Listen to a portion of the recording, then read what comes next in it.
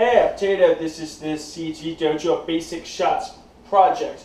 We're going to talk about some low quadrant shots that we didn't include in the other videos that I kind of filed a little bit separately. The key to these low quadrant shots that make them a little bit different than the ones you've learned are they're just chops, right? But in addition to that, they end with a high hand position. I filed them separately from the other chops because I consider these shots a little bit more advanced. They're a little bit more difficult and require a little bit more fine-tuning to be able to complete. So, again, the main advantage of the two of these is they end with a high hand position that, as we talked about in our other videos, creates a little bit of defense for you after you complete the swing. So, the first one we're going to go through is the rising chop. So, this is a real simple shot that goes down and tries to hit them in the hip or the ribs. Peter over here doesn't really have hips, so I'm going to try to target him in the ribs. So you might throw this shot a little bit lower on a real person, right? So a rising chop is literally just from the set position, you fall over to that horizontal position, and you keep falling until you hit about a 45-degree position. And in addition, during the arm extensions when you're creating that falling action, and you follow through, rise up and slash across like that, and it creates a nice diagonal slash. And if you notice, my hand ends in this high hand position, which creates defense for me up in this quadrant and draws shots to this side as well. So what that looks like is this. Nice and slow, I'm in my set position, measure my distance from my hog, right? There's Peter, sorry buddy. Alright, so start in that set position, drop down, and rotate up as you extend the arm.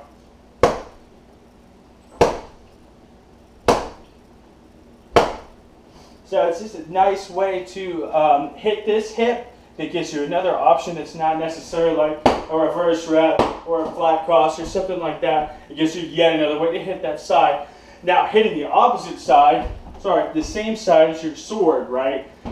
We use a technique called the bear paw. Honestly, I can't remember if it's the bear paw or the bear claw. It's a shot that I learned from New Mexico. They just released a video that goes into a little bit deeper explanation than I'm going to get into here. So for homework, I want you guys to find that video. Their mechanics with the shot is a little bit better than mine. However, bear claw, bear paw pretty much attacks this same side hip with a very similar motion. However, instead of falling inside, we fall outside. And when we fall outside, we have to open up the chest a little bit to be able to get that diagonal upward sweep like that.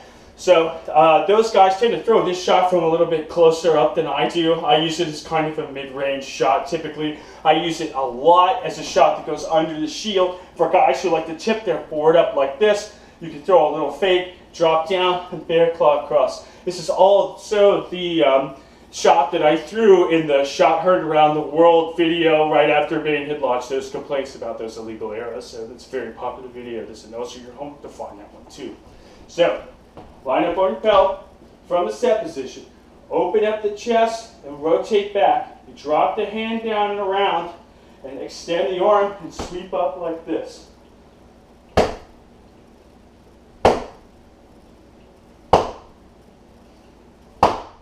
Now, when you guys practice these shots for your Pell sheet, it doesn't take as long to master these shots as it tends to take other ones. So, like the diagonal chop blocks, I want you to alternate between the two of these shots to help you practice flowing from side to side. And in addition, as a huge bonus to practicing in this method, it makes you feel like a totally sweet samurai bound to an honorable death by steel. So, how I want you to organize these shots is simply rising chop up this way, back into the set position, bear claw this way, back into the set position. So up like this, set. Like this, 50 with each hand. So that's low quadrant chops. Thank you very much.